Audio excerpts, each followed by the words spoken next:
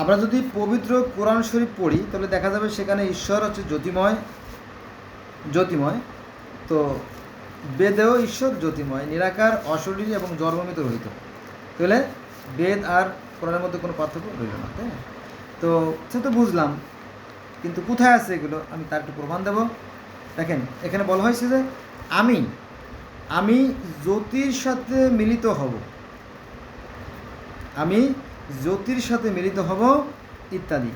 এই মন্ত্রে এলোক জ্যোতির সাথে মিলিত হয়ে আমি প্রতিষ্ঠিত হব ইত্যাদি জানানো হয়েছে। হে অগ্নি আমাকে দীর্ঘ আও দাও, হে অগ্নি আমাকে দীর্ঘ আও দাও। অগ্নি আমরা যেমন আল্লাহকে বলি আল্লাহ নূরের তৈরি, তার কাছে আমরা সবাই চাই, অদৃশ্যভাবে চাই। তো এখানেও সেই একই কথা বলা হয়েছে যে হে অগ্নি আমাকে দাও। অগ্নির কাছে চাওয়া যায়, অগ্নির হাত পাওয়া আছে, তারপরে তিনি কুদরতি হাত দ্বারা অদৃশ্যভাবে কিন্তু আমাদেরকে দিয়ে থাকেন। একটু খেয়াল রাখেন, এখানে জ্ঞানীদের জন্য, মূর্খদের জন্য না। যারা মূর্খ তারা কিন্তু এই ভিডিও বুঝবে না, মূর্খদের জন্য না, যারা অজ্ঞানী, যারা নির্বোধ, যাদের বোধ শক্তি নাই তাদের জন্য না। এটা একটা বিশেষ একটা বিষয় আর কি। যাও এইটা কোথায় আছে? হে অগ্নি আমাকে দীর্ঘ আউ দাও। অগ্নির কাছে চায়, তার হাত পাওয়া আছে বা লিখে দেবে না, সে কুদরতি হাত দ্বারা অদৃশ্যভাবে দেবে। এটা আছে, এটা আছে যজুর্বেদের সংহিতা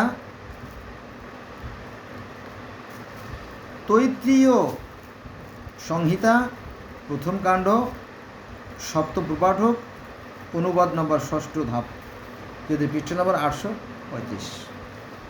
যজুর্বেদ সংহিতা এগুলো আছে আর কি, বোঝা গেছে? তো এখানেও কিন্তু আপনি যদি বেদ পড়েন তাহলে দেখা যাবে সেখানে কিন্তু ওই এভাবে বলা হয়েছে, হে পৃথিবীর অধিপতি, হে পৃথিবীর অধিপতি আমাকে জ্ঞান দাও, আমাকে শক্তি দাও, আমাকে স্বাস্থ্য দাও, আমাকে পুত্র সন্তান দাও, আমাকে গাভী দাও, এরকম বলা আছে।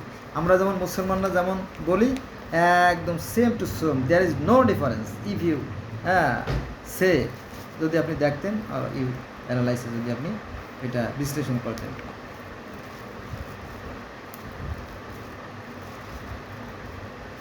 বোঝা গেছে বিষয়টা? এরকম। আচ্ছা, আর একটু আলোচনা করি, সেটা হচ্ছে যে কালরূপ পরমাত্মা। পরমাত্মা মানে পরমাত্মা কিন্তু ক্ষয় লয় বিলীন বলে কোনো কিছু নাই, পরিবর্তন নাই, ধ্বংস নাই, মৃত নাই, জন্ম নাই, কিছু নাই। কালরূপ পরমাত্মা এই দুলক পৃথিবী সৃষ্টি করেছেন। ভূত, ভবিষ্য ও বর্তমান কালা বিচ্ছিন্ন জগৎ আশ্রয় করে আছে। তিনি সমস্ত জগৎ আশ্রয় করে আছে। আমরা বলি না, আমরা মুসলমানরা বলি যে তিনি সপ্তম আকাশ জুড়ে আছে আল্লাহ, তো ওখানে ওই একই কথা বলা হয়েছে। আচ্ছা, কালরূপ পরমাত্মা এই জগৎ সৃষ্টি করেছেন। কালরূপ পরমাত্মা অর্থাৎ সেই অদৃশ্য সৃষ্টিকর্তা এই জগৎ সৃষ্টি করেছেন কাচের প্রেরণায়। কাচের প্রেরণায় সূর্য তাপ দেয়, অর্থাৎ জগৎ প্রকাশ করে। কালের আশ্রয়ে সকলে কিন্তু অবস্থান করবে। কালে চতুরাত ইন্দ্রিয় দর্শন করে। এখানে এই যে কাছে যে শব্দটা আসছে, এই কাজ শব্দটা কিন্তু কোরআনে আছে যে আল্লাহ নুরিসামাত, আল্লাহ নূরের যে জ্যোতির যে বর্ণনা সেটি এরকম বলা হয়েছে যে একটা কাচের পাত্রের ভিতরে জৈতুন তেল দ্বারা একটা বাতি প্রজ্বলিত, সেই যে জৈতুন বৃক্ষের তেলের দ্বারা যে বাতিটা জ্বলছে, সেই বাতির যে আলোটা কাচের গায়ে ঠিকরে লাগছে, কাচের গায়ে লেগে আমরা জানি যে শতধা হাজারটা লক্ষ কোটি ভাগে বিভক্ত হয়ে সেটা বিস্ফোরিত হয়, প্রতিফলিত হয়। হ্যাঁ, তো ঠিক সেই কথাই এখানে চলে আসছে। কালরূপ পরমাত্মা এই জগৎ সৃষ্টি করেছেন কাচের প্রেরণায়। সূর্য তাপ দেয়, অর্থাৎ জগৎ প্রকাশ করে। বোঝা গেছে? প্রকাশ করে, প্রকাশ। এই প্রকাশের মতোই পৃথিবী প্রকাশ, তাই না?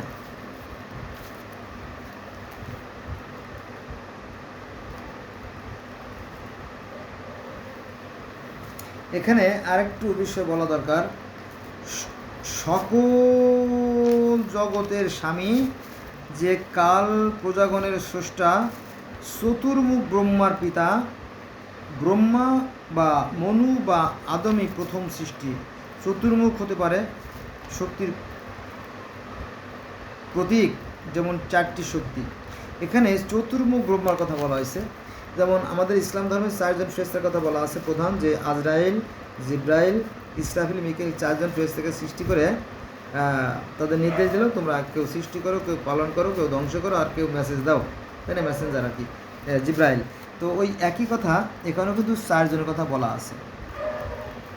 কিন্তু আমরা যদি সনাতন ধর্ম ঘাঁটি, তাহলে সাধারণত 3জন পাই, 4জন পাচ্ছি না, অথবা 4জন পাইও বটে। যেমন ব্রহ্মা সৃষ্টিকর্তা, বিষ্ণু পালনকর্তা, শিব সংহারকর্তা। ব্রহ্মা, বিষ্ণু, শিব বা মহেশ্বর বলা যায়, অথবা যম যিনি মানে প্রাণ নাশ করেন। আবার স্বর্গের দেবতা আছে, নরকের দেবতা আছে। স্বর্গের দেবতাকে আছে ইন্দ্র, তাই না, নরকের দেবতা আছে কি যম। এখন কোনটা তুই কোনটা ধরবেন, তবে 4জনের সাথে 4জনের মিল আছে আর কি। তো বন্ধুরা, এই হলো বিষয়। অনেক কথা। কালরূপ পরমত্তায় সৃষ্টির আদিতে প্রজাপতি ব্রহ্মাকে উৎপন্ন করেছিলেন, সেই কাই প্রজা সৃষ্টি করেন। এটা হলো 8ম সূক্ত। প্রবাদ আছে, এক দেশের আচ্ছা, এটা অন্য বিষয়ে লিখছি আর কি আমি। তো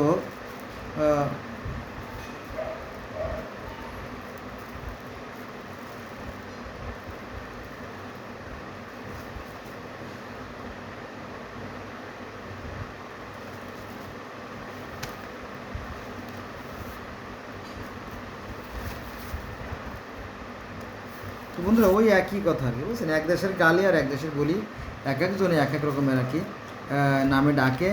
তো মূলত সেই যে একই সৃষ্টিকর্তা। তবে যারা সাধারণ, যারা কম জ্ঞানের মানুষ, তারা এই ধর্ম নিয়ে বাড়াবাড়ি করে। ধর্ম নিয়ে বাড়াবাড়ি করা ঠিক না, কারণ কোরআনে বলছে যে তোমরা ধর্ম নিয়ে বাড়াবাড়ি করো না। এমন কোনো জনপদ নাই, এমন কোনো জাতি নাই, এমন কোনো সম্প্রদায় নাই যে আমি তাদের পাশে সেখানে প্রতিফলন করি নি। এটা কোরআনের কথা, তাই না। যাতে প্রকৃত পক্ষে কোরআন যারা বুঝবে, তারা আমার মনে হয় যে ধর্ম নিয়ে বাড়াবাড়ি করবে না। কিন্তু বেশিরভাগ লোক ধর্ম জানে না। বেশিরভাগ বলতে অনেক বেশিরভাগ, সেটা হচ্ছে যে প্রায় 95% বা 98% মুসলমান, ওরা কোরআন জানে না, কোরআন হাদিস জানে না। আর যারা জানে, তারা ওর যে ব্যাখ্যা বিশ্লেষণ, যেটা যার অর্থ যেটা, সেটা জানে না, বুঝছেন। এই জন্য সমস্যা হলো এখানে। মনে করে যে আমার দাদা মুসলমান ছিল, অথবা আমার দাদা হিন্দু ছিল, আমি সেই একই, বুঝছি, একই।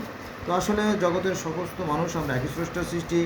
আমাদের একটাই মাত্র চাঁদ, একটাই মাত্র সূর্য, একটাই মাত্র পৃথিবী, একটাই মাত্র আকাশ, একটাই মাত্র বসুন্ধরা, তো ধরা পৃথিবী।